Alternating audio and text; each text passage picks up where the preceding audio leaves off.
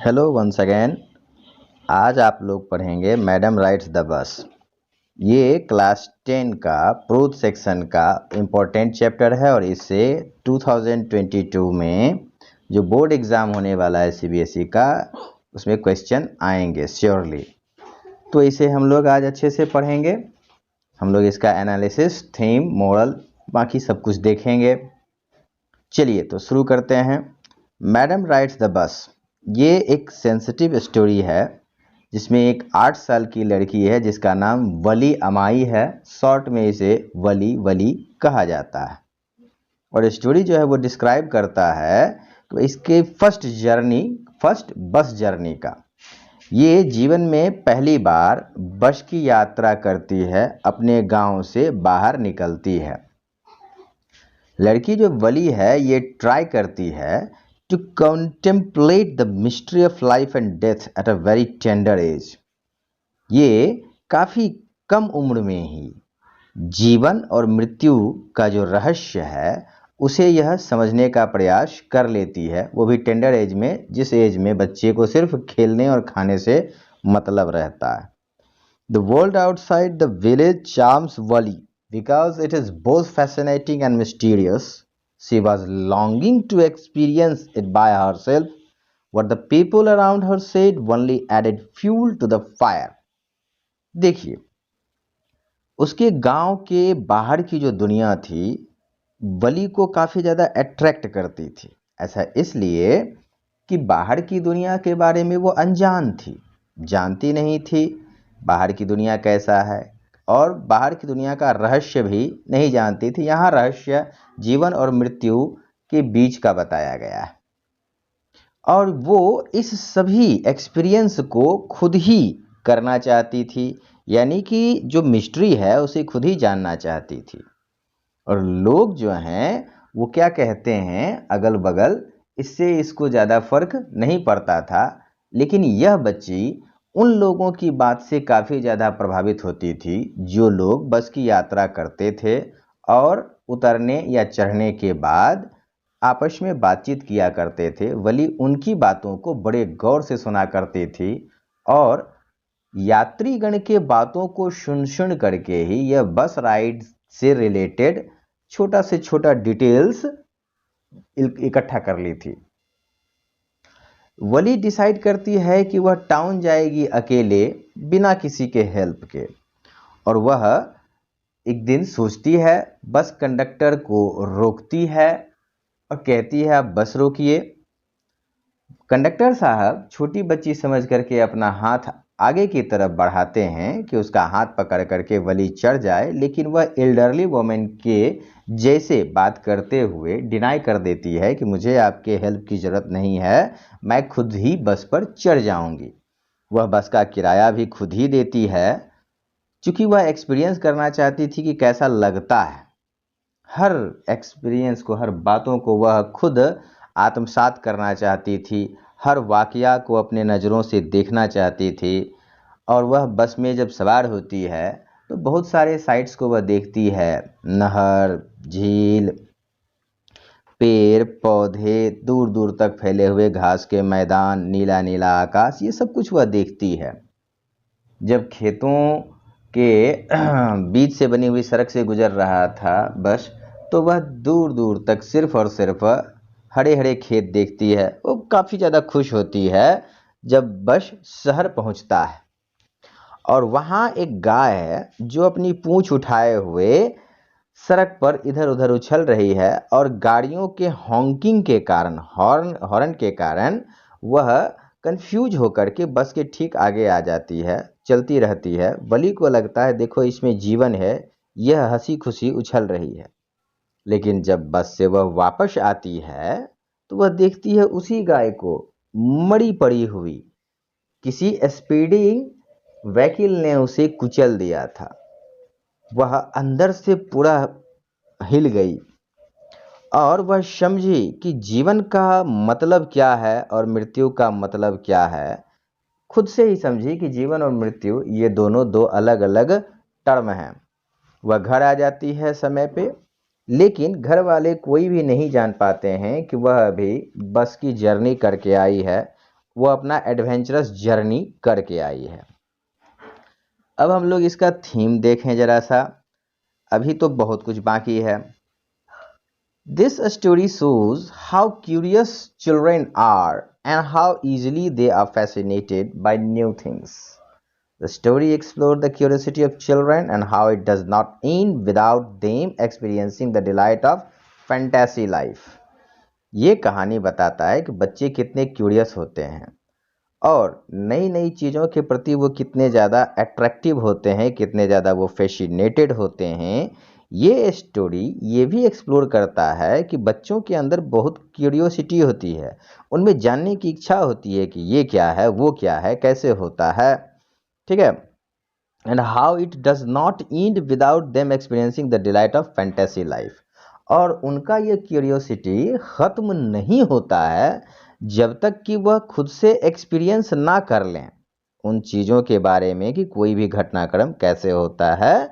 जब तक वो खुद एक्सपीरियंस ना कर लें उनके अंदर की क्यूरियोसिटी ख़त्म नहीं होती है, और ये क्यूरियोसिटी ही है जो उन्हें डिलाइटफुल रखे रहता है। क्यूरियस होना अच्छी बात है, व्यक्ति को क्यूरियस होना चाहिए।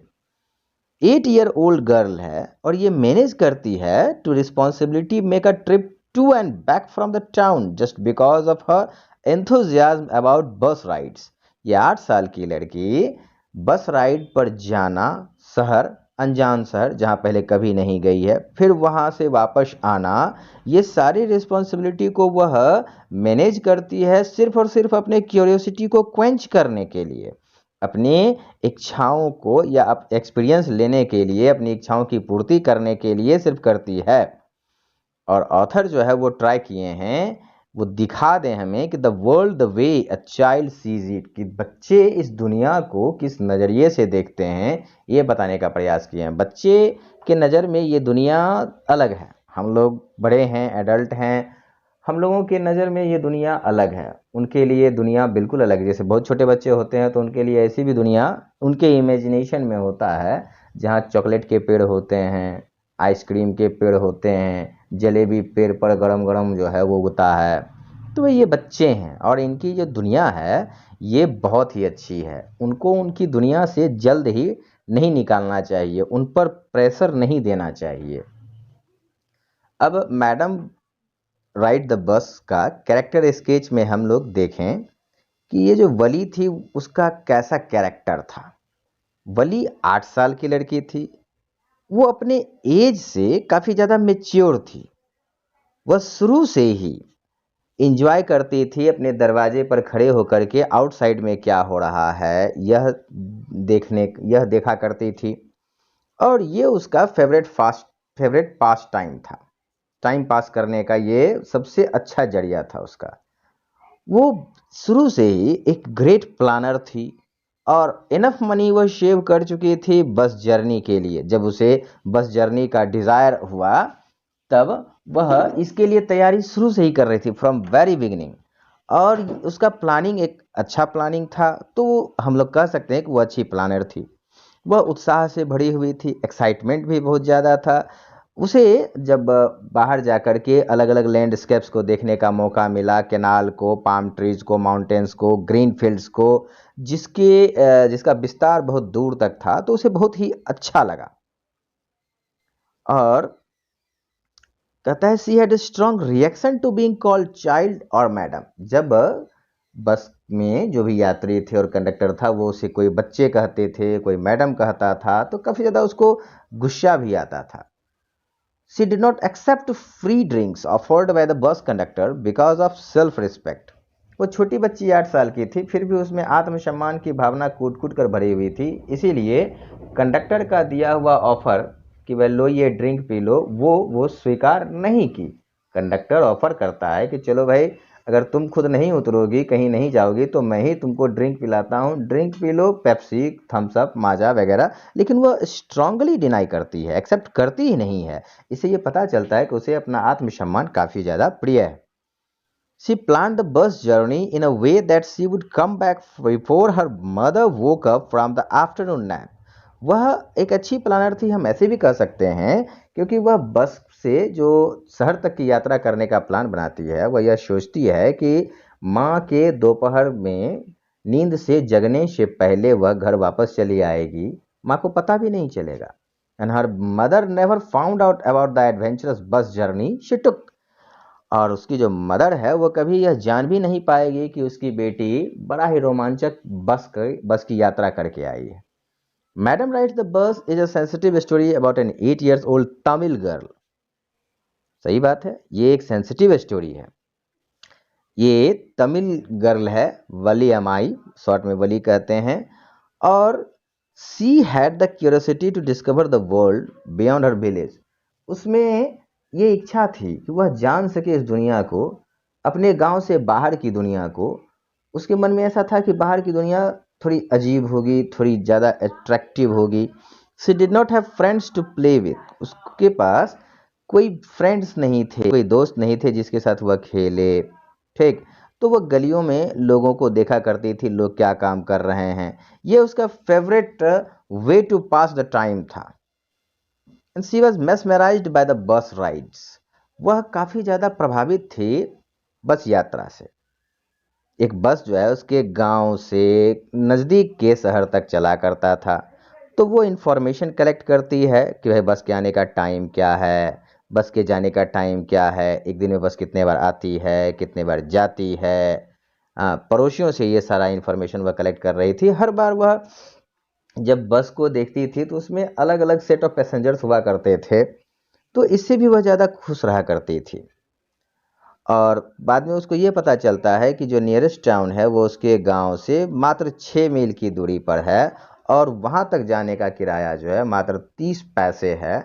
तो वली जो है वह पैसे जोड़ना शुरू कर देती है। अब पैसे जोड़ने के लिए वली अपनी बहुत सारे स्ट्रॉन्गेस्ट डिज़ायर को भी त्यागती है। जैसे बच्चे हैं, उनको देखिए मेला लगता हो तो मिठाई खाना, झूलों पर चढ़ना, ये सब बहुत ही पसंद होता है। इसके लिए बच्चे काफ़ी ज़्यादा रिक्वेस्ट करते हैं अपने पेरेंट्स से, और इसकी तैयारी पहले से करते रहते हैं, कुछ पैसे बचाते रहते हैं। ये पैसे बचाती थी लेकिन मेला में खर्च करने के लिए नहीं, क्योंकि इसकी इच्छा थी बस पर चढ़ें। इसका जो प्लान था कि आफ्टरनून में यह बस में चढ़ेगी जब उसकी माँ सोने जाती है। तो बली रोड साइड पे खड़ी होती है बस का इंतज़ार करते हुए। बस जब आती है तो वह कहती है कि वह शहर जाना चाहती है। कंडक्टर जो था वो बड़ा ही फनी पर्सन था, और वह उसको मैडम कहता है और उसे उसका सीट दिखाता है। बस जो थी वो न्यू थी, ग्रीन और वाइट स्ट्राइप्स, बाहर से ग्रीन और वाइट स्ट्राइप्स था, अंदर से पूरा वाइट था। सारे बार्स जो थे, हैंडल्स जो थे वो सिल्वर कलर के, वाइट बिल्कुल ब्राइट चमक रहे थे। बस बड़ा कंफर्टेबल था, लग्जरियस था। तो वह बस में देखती है, बस की खिड़की से बाहर देखती है, माउंटेन्स है, ग्रीन फील्ड्स है, पाम ट्रीज है, ये सब वो देखती है। और ये पहली बार था जब वह इन सभी चीज़ों को अपने गांव से बाहर जा कर के इन सभी चीज़ों को वह एक्सपीरियंस की। शहर से वापस आने के रास्ते में जब जा रही थी शहर, तब रास्ते में वह देखती है गाय है जो कि बस के आगे आ जाता है। क्रॉस करते समय ड्राइवर जो है वो विशिल बजाता है और गाय जो है वह रोड को क्रॉस करती है। यह सब देख करके बली काफ़ी खुश होती है।